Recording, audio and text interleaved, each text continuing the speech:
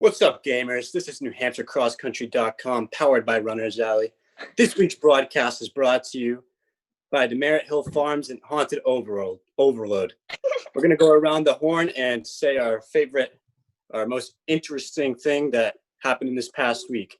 I'm Landon Ballancourt, your favorite host, and most recently, the 5K world record and the 10K world record went down. My name's Rohan Rai. I'm a senior at Wyndham. My most impressive moment from this past week had to have been Josh Velo from Merrimack beating Lukey Pookie Kazik from Co-Brown. Yeah, thanks, dude. My favorite moment from this past weekend probably Ryan Young taking down Bohan Bai from Wyndham. That was pretty sick. I'm Addison Cox. I'm from Co-Brown, and my most impressive moment from this week was a sophomore on our team, Natalie Sicard. She won a meet yesterday at Sanborn. So really impressive performance by her. I'm Morgan Orcutt, and I'm a senior from Concord. And the most impressive moment from last week was the Souhegan Co-Brown race and the Addison-Chloe duo, and Addison taking the win. Thank you. It was a good race. Yeah. That's all said and done. We're going to kick it off to the girls to begin the girls' rankings. Okay, so in 10th, we have Kearsarge. So like we said before, they just recently moved up to D2, and they're looking really, really good. They had a really close battle with Hanover recently, so it'll be interesting how they shape up in 10 days at the state meet against this new division of theirs. So, yeah. So coming in at 9, we have Hanover, and they've actually been split with Keene, the number 5, for the majority of the season. In their last meet, Keene came out on the top, but they're led by Riley Roach, who's a strong front runner, so I think they definitely have potential. Yeah. In 8th, we have Hopkinton, who's been consistent throughout the entire year. They've obviously, just like everyone else, have only been having small races, but they've been performing really well in them. So going into D3s, I think they're definitely a heavy favorite, and it's going to be a great race to watch. So coming in at number 7, we have Nashua South, and similar to Hopkinton, they also have been very consistent with their racing and just showing strong performances throughout. So coming in at number 6, we have Souhegan. Co-Brown just recently raced them this past weekend, and it was a really great battle between these two D2 teams. They have a great front runner, Chloe. It was an awesome race with her, super fun. And then their number 2 girl is really fast too, so they definitely have a great 1-2 punch. So yeah, it's definitely going to be an interesting D2 race coming up. So yeah. Yeah. So coming in at 5 is BG, and they actually moved up in the rankings from 7, but they continue to have a strong pack within their races, and they're led by Mary Kate Finn. Also, BG often or frequently shows up very strongly and well at states, so you got to keep an eye out for them. Yeah. Number 4, we have Keene, who has been very consistently strong throughout their season. They've really only been having a couple small meets, very similar to everyone else, like I said before. But I think they're definitely going to be a front runner when it comes to Division 1s coming up in a few days. So.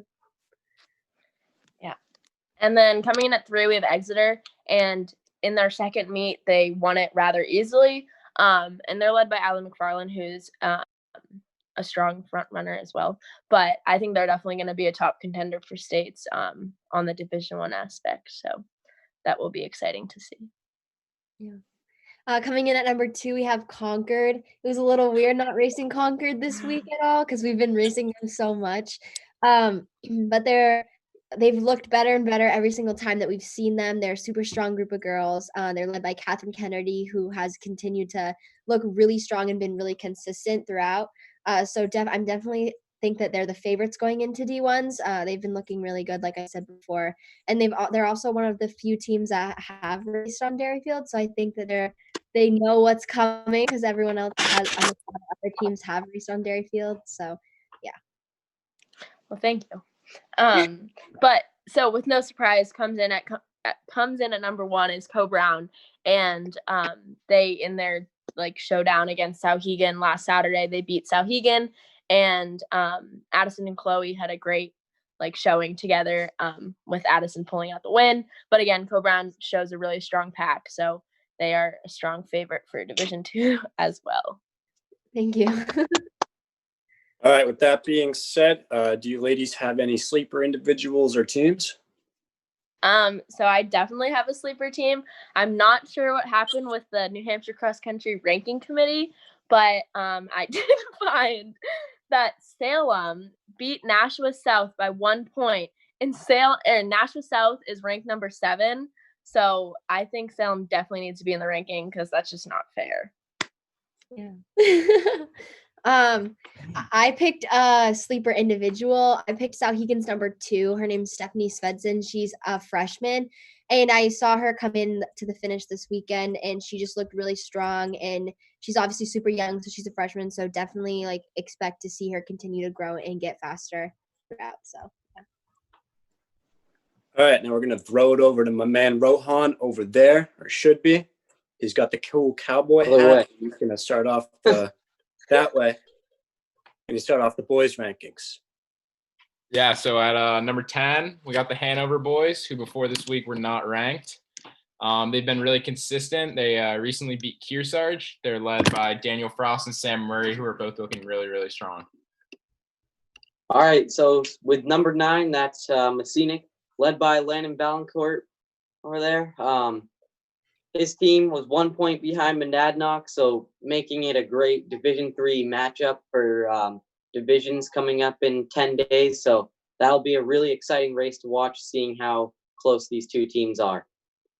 To continue on that thought, we have number 8, which is Monadnock. They beat us by 1 point, and their 1 through 5 is a pretty tight group, and they are very good. At number 7, we got the Sanborn boys, led by the Khalil Bros. This past week, they bounced back and they won on their home course. I'm really looking forward to see what the 3 Khalil brothers and Owen Stalker do at States. All right, so number 6 is Oyster River, moving up from 8th place last ranking. They look to be looking better as the season progresses, every single race, led by Andy O'Brien and Owen Fleischer, 2 guys that have been really consistent throughout their high school careers. We'll see what they can do at the Division II state championships. Coming in at number 5, we have Keene. They're led by Torin Kindop. They most recently beat Hanover and have a very great pack. They will be looking to contend for the title in D1 come states. Number 4, we got the Londonderry boys, who we actually just kicked out of the number 3 spot. We raced against them this past weekend at their home course, Londonderry. Ryan Young beat me, but they were missing their second best runner, Matt Griffin. So I'm really excited to see what happens when we go head-to-head with them at MOCs and they have their whole squad. Yeah. So number 3 is Wyndham. Although Ryan Young beat Rohan, Wyndham still is able to pull out the team win to put them into number 3. They're going to be a really dangerous Division II team to watch this year. So, yeah, that's going to be exciting come championship season as well. Number 2 is Concord. I also have them. They each race have been getting closer and closer onto our heels at our home courses. Yeah, it's been pretty cool to watch how they've improved over the course of this year. And they obviously, like I think Addison said earlier, that Concord's been racing at Dairyfield the most out of any team in New Hampshire. So it'll be exciting to see what they can do come states, because obviously they have a lot of experience this year. Coming in at number 1 is Co Brown for probably the past 2 years or something. They're led by Luke Kasich and Aiden Cox. They took it relatively easy these past 2 races and will be looking to come at fresh come postseason. Yeah, thanks. Sleeper teams and individuals. All right, did you get one, or am I gonna go first? I'll just say Sater down at the 4.22. That's what I got. Yeah. That's a good All choice. right. That's a good choice. well, Very good choice. I'm gonna say Caleb Korthal's out of Milford. He just won the meet. From what I hear at Sanborn, throwing down a sub-16. That's no joke. He'll be a dangerous guy to look out for this year. Yeah, I got two. I got Ryan Fortin from Londonderry, who had a really, really good performance this past weekend, and Tyler Hebert from Monadnock, who's been looking strong all season. All right. So before we close, I would like to give a very special shout out to the individuals that run for Pinkerton. Unfortunately, their cross country team was cut short, and hopefully they will be able to run in the track seasons. This has been New Hampshire Cross Country, brought to you by, powered by Runners Alley, brought to you by Demerit Hill Farm and Haunted Overload. I don't know why I struggle to say that so much. I want to make sure that everybody stays safe. Don't do anything dumb. We got 10 more days left till states, and peace. Good job, Landon.